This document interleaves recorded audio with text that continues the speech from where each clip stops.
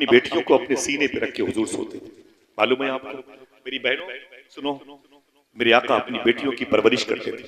जब बेटियां माँ को याद करके रोती थी तो हुजूर तसल्ली देते थे। समझ रहे हैं?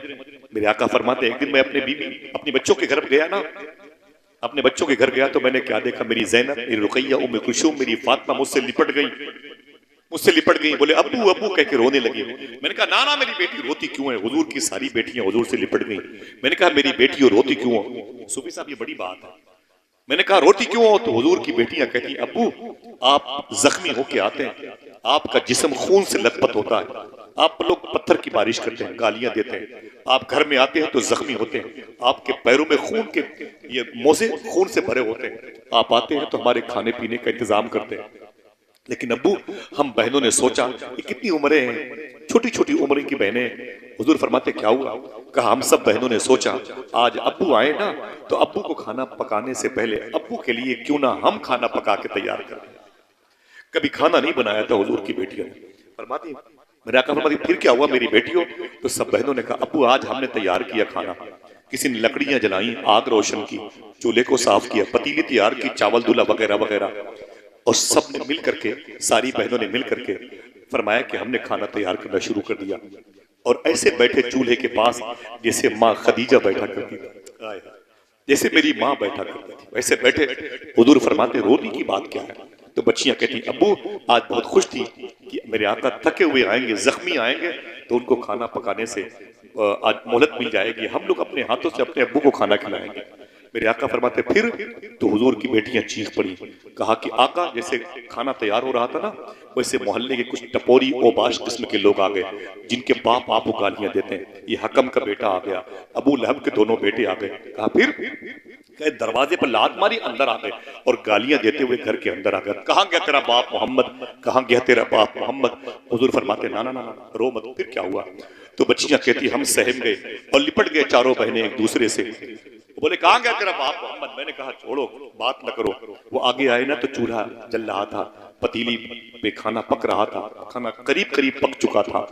वो लड़कियां कहती हैं कि अब्बू, उनमें से एक आदमी आगे आया, उसने ढक्कन को उठाया, अंदर खाना पक रहा था तो मजाक उड़ाया उसने, और उसके बाद वापस पलटा, बाहर चला गया। एक नाली थी, पीर करम शाह अजरी ने अपनी किताब में लिखा, एक नाली थी, नाली से उसने कीचड़ उठाया, कीचड़ यूं उठाया, उठा करके अंदर आया।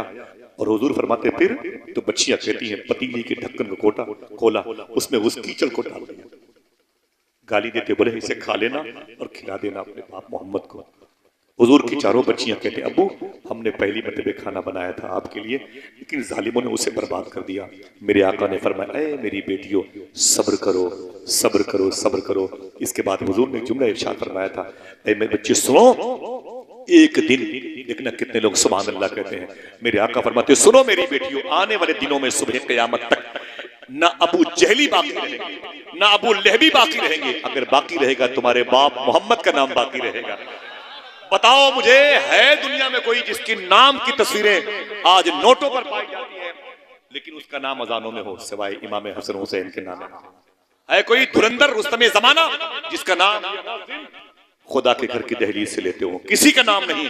अगर नाम लिया जाएगा तो आखिरी सांस तक की जिंदगी इस दुनिया की हुजूर का नाम लिया जाएगा। हाथ उठा के बोले सुभान अल्लाह। बड़ी बात है कि नहीं, फांसी के फंदे पर आने से पहले काफी मुरादाबादी ने क्या कहा था? अंग्रेज ने कहा ओ काफी तुझे फांसी होने वाली है, बोल क्या चाहता है? तो काफी मुरादाबादी ने कहा था कोई है जो सुभान अल्लाह कह दे?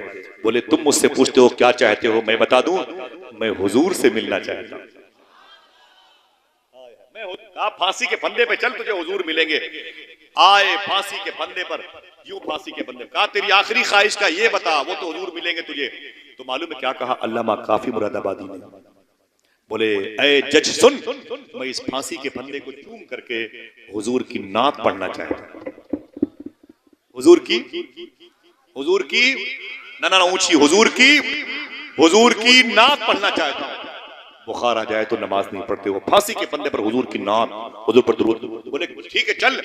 आगे आए अल्लामा काफी, टेबल पर खड़े हो गए, फांसी के फंदे को चूमा और उसको अपने हाथों में लिया और आपने अंग्रेजों से कहा ओ अंग्रेज के कुत्तों सुनो, कोई गुल बाकी रहेगा ना चमन रह जाएगा।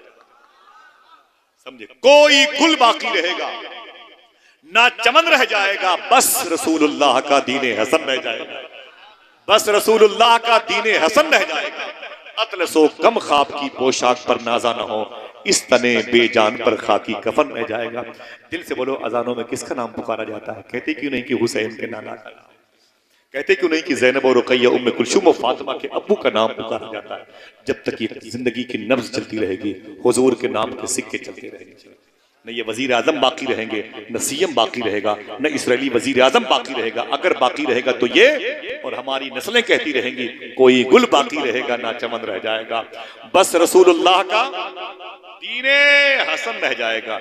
इंशाल्लाह तुम भी शादो आबाद रहोगे, तुम्हारी नस्लें शादो आबाद रहेंगी अगर तुम्हारे कस्बे में, तुम्हारी जमीन पर ऐसे उलमा की क़यादत में हुजूर की बातें सुनने वाले इस कदर इन्हिमाक के साथ, खुशूर खुजू के साथ मिलते रहेंगे।